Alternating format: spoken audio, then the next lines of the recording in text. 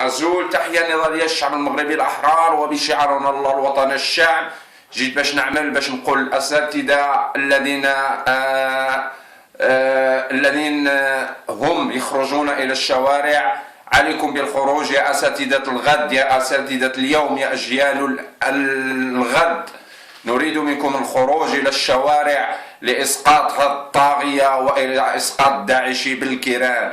فاخرجوا، ليس الأساتذة فقط حاملين الشهادات وكل الشعب المغربي، لأن المغرب أرض الأزبال، أرض المراحيض كما تسمى في دول أوروبا، وعاهرتهم هي السادسة.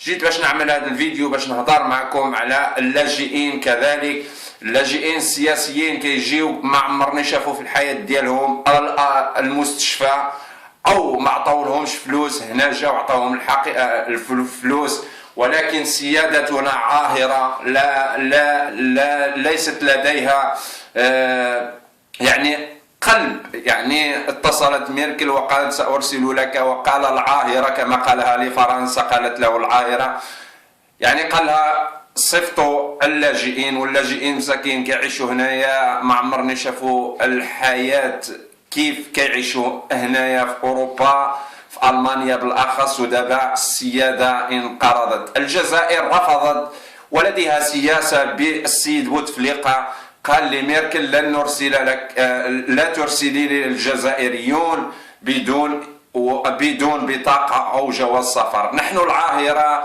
نفذت ليست لدينا سيادة. الجزائر لديها سيادة تعرف كما تعرفون كلكم، أما نحن فليست لدى سيادة. اتصلت ميركل، ها هو 3000 واحد غادي يصيفطوا، واللاجئين الآخرون غادي يتصيفطوا ممنوع اللجوء السياسي، لأن الديكتاتور يعني فرش المسيح واليهود عزوا منهم، أعطاهم سيادة لهم، أما هو كيحكم على الشعب بالنار والحديد. فكيف أن ترسل هذا ونحن نموت جيعا، وأرض المراحر وأرض الأزبال، وراك شتو القدرون راه دشنو ولكن بدون جدوى يا عالم. هذاك القدرون لا يصلح حتى للمراحيض، أنت ذهب عليه للمراحيض.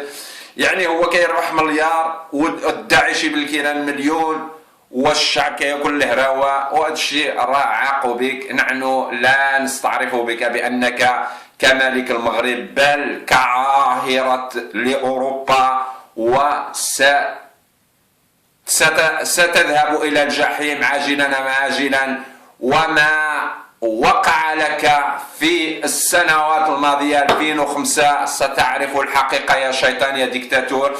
وأنت ترتب الأوامر لولدك لكي يحكم وأنت على وشك الموت، لأنك مريض ولا تتنفس ولا تتكلم، والمرض السرطان الذي فيك فهو يعني الموت لك. فأنت تتوجه إلى فرنسا في زيارة، ليس في زيارة إلى فرنسا، ومن هناك إلى المستشفى لتلقي العلاج، ولكن بدون جدوى. الموت لك عم القريب يا طاغية يا مجرم.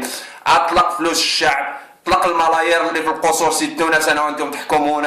واش الأساتذة كيبغيو باش يعيشوا وانت كتنقص وانت كتغلي في الضوء والماء والكهرباء والزيت الخاسرة ولا والزبدة ولا ما نعرف اش كتخرخر؟ انت كتربح مليار والعائله ديالك كتشد طيارات كتمشي للعالم كامل بالملايين من كر الشعب المغربي، وانت كتبغي تنقص المنحه ديال الاساتذه خصها تزاد المنحه. فاخرجوا يا اساتذه اليوم، خرجوا يا الشعب المغربي الحاملين الشهادات، حركه 20 فبراير لا للرجوع، لحقاش نتوما المسؤولون خليتوه جالس على الكرسي وكيتمتع بفلوسكم. ما تخليوش هذا الكلب هذا الخنزير. شكرا الله الوطن الشعب، والى الجحيم عم القريب يا خنزير يا مجرم يا كلب.